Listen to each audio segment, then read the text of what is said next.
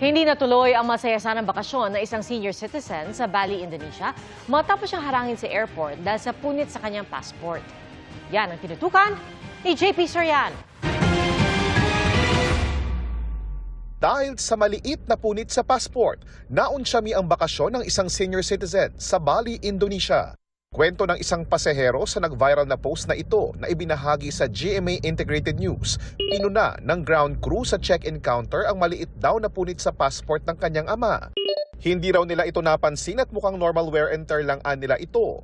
Pinicturan daw ng ground staff ang passport at sinabing ipadadala sa immigration sa Bali. Nagtanong ulit sila makalipas ang halos kalahating oras at tila tumaas anya ang boses ng staff. Ang isa niyang tiyahin nagpunta sa senior citizen check-in counter at agad nabigyan ng boarding pass ang kanyang ama. Nakalusot sila sa immigration dahil sabi ng staff, valid ang passport at normal wear and tear lang ang punit. Pero sa boarding gate, hindi siya pinasakay ng ground staff sa eroplano dahil hindi raw siya bumalik sa naunang counter. Pero hindi na raw hinintay ng eroplano ang ama at ang ending, naiwan ito.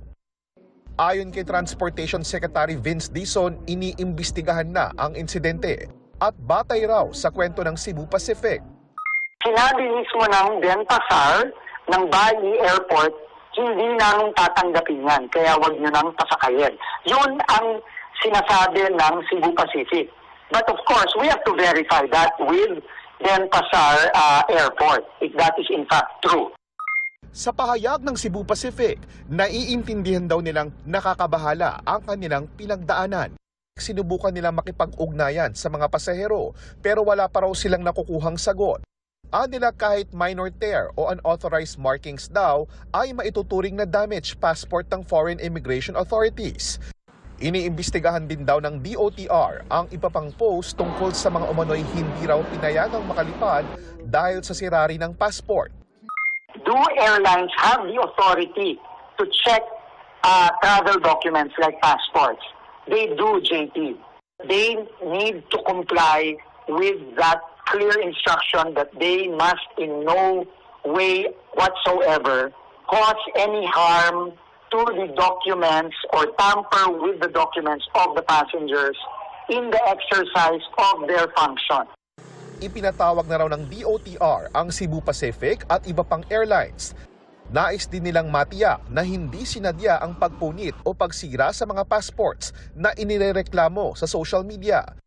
Kung meron tayong makitang gano'n, at sorry na lang, sanctions will be imposed on both the personnel and the airlines. Base sa Philippine Passport Act, maituturing na damage ang pasaporte kung may pagbabago sa pisikal na anyo na maaaring sanhi ng wear and tear o pagkaluma, negligence o pagpapabaya at iba pang dahilan. Paalala ng mga otoridad kung may sira ang passport agad itong papalitan sa DFA bago mag-schedule ng biyahe. Para sa GMA Integrated News, JP Soriano, nakatutok 24 oras.